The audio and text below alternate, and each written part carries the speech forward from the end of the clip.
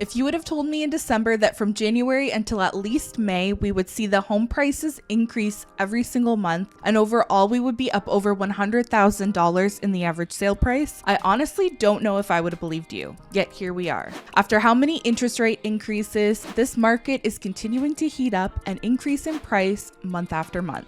But there are some signs that things may be changing. In today's video, we're going to run through some numbers that I think are important to what's happening in the market right now, and I'll give you my honest opinion for those who will be buying or selling a home in and around Durham region in the near future. If you're new to my videos, my name is Jessie McClellan and I'm a realtor here in Oshawa, Ontario with the Lisa Abbott team. I make video content on the Durham region and Canadian real estate market, so if you enjoy this video and would like to see more videos like this in the future, hit that like button and don't forget to subscribe to the channel. After this video, if you do have any questions or would like help with buying or selling a property, there's a link in the description to book a call with me at a time that works best for you. Let's start off first with what has changed during the month of May. The average sale price of all home types in Durham region increased to $988,644. That's a 3.3% increase month over month and a 0.7% or roughly $7,000 decrease year over year.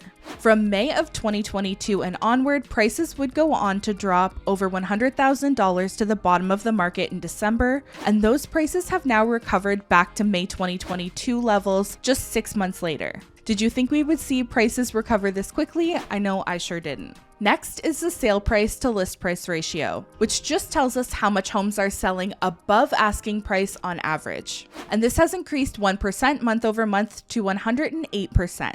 And the average days on market has decreased again from 12 days down to 11 days. Both of those numbers have trended in the direction of a hotter market since January, the same time we started seeing home prices increase again. However, another number I like to pay attention to is the sales to new listing ratio. This tells us what percentage of homes being listed are selling within a time frame.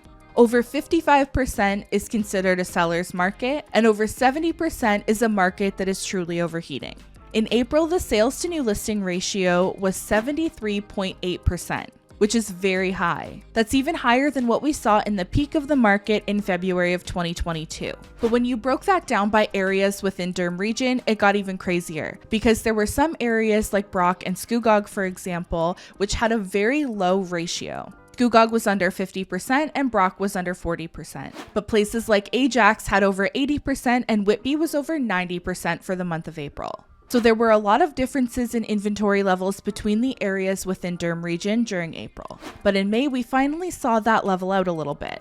Now we're still at a pretty high ratio of 64.7% for all of Durham region, but breaking that down across all the areas, the numbers are much more evenly distributed. We saw a 34.9% increase to new listings month over month for May, while also seeing an 18% month over month increase to the number of sales. So for buyers, the good news is we're seeing signs that more inventory is finally coming onto the market, which is much needed because the competition across all home types and all areas in May was tough on buyers even with that bump in new listings. The bad news for you is that the only time we've seen a significant decrease to home prices over the past few years has been with changes that affect what you qualify for, like the stress test changes in 2017 and 2018, and obviously the big rate hikes we saw last year.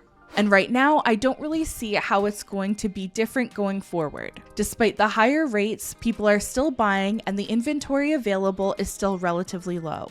Is it possible we see the market cool down in June and July?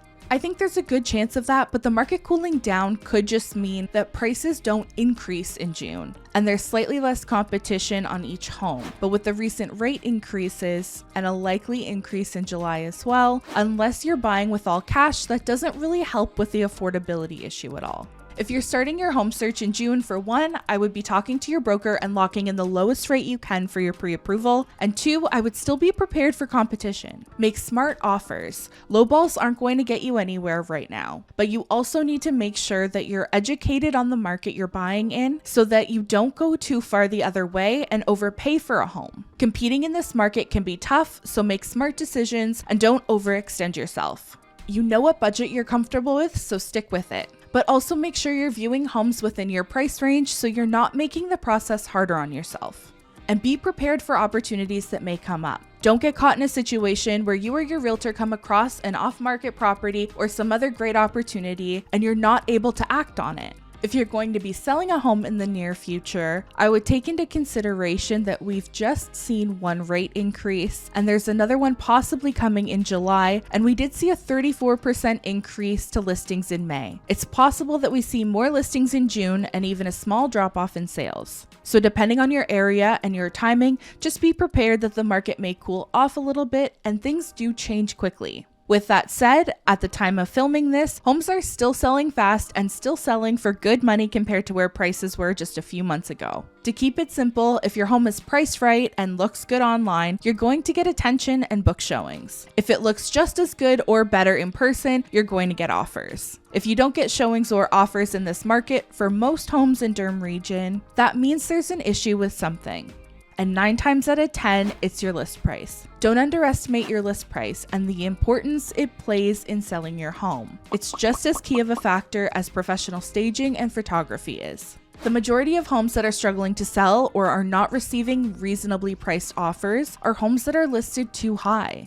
But you should always seek out your own professional advice that's specific to your area and property. If you'd like to speak with me about buying or selling a property, you can always use the link in the description to book a call with me at a time that works best for you. Thank you so much for watching this video until the end. Subscribe if you'd like to see more like this, and please give this video a thumbs up. And I'll see you in the next video with more information about the interest rate announcement. Bye!